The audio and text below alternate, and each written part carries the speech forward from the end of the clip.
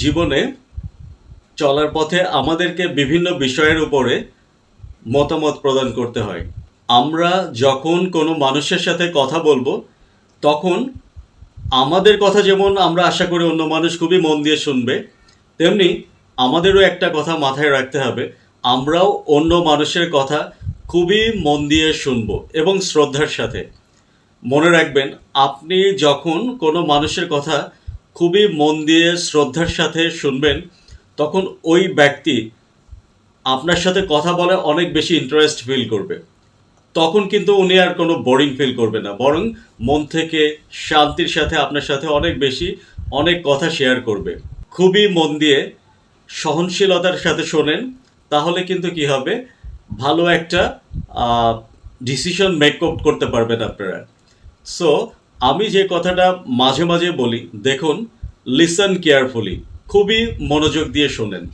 একটা মানুষের সাথে আপনি যখন কথা বলবেন, তখন যেন উনি বুঝতে না পারে যে আপনি কোনোভাবে বিরক্ত হচ্ছেন আর কি। হ্যাঁ, আপনার জীবনের চলার পথে একটা কথা মনে রাখবেন, যে সহনশীলতা এই সমাজে যতগুলো গুণ রয়েছে তার ভিতরে খুবই অন্যতম।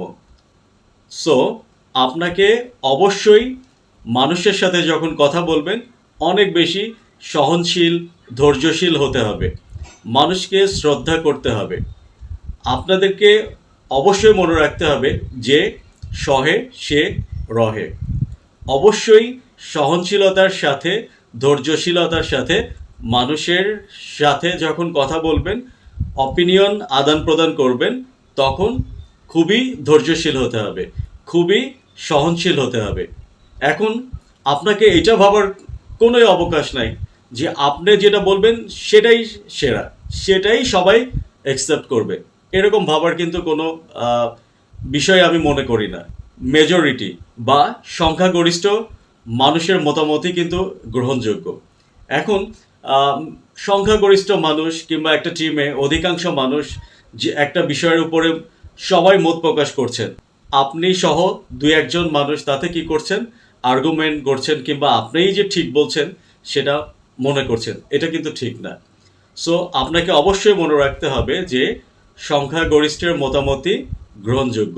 সো আপনিও কি করেন, বেশি কথা বলা থেকে শোনার অভ্যাস তৈরি করুন, সবাইকে অনেক বেশি মূল্যায়ন করুন, প্রতিটা মানুষের কথার প্রতি অনেক বেশি শ্রদ্ধা প্রদর্শন করুন।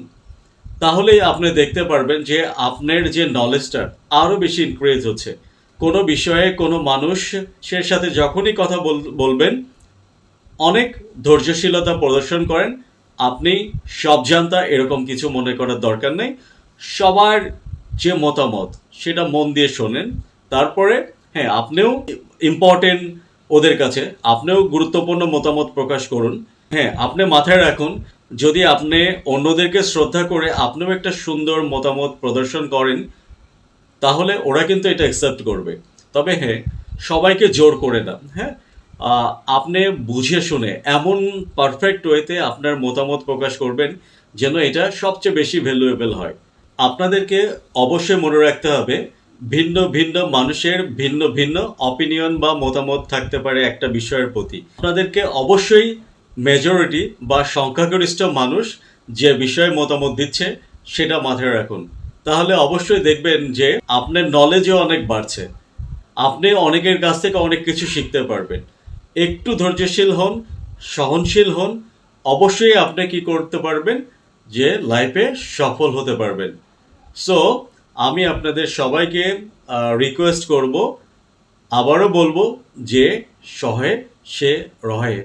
সহনশীলতাই আপনার ভিতরের সবচেয়ে ভালো একটা গুণ। সো সর্বাবস্থায় সহনশীলতা প্রকাশ করুন।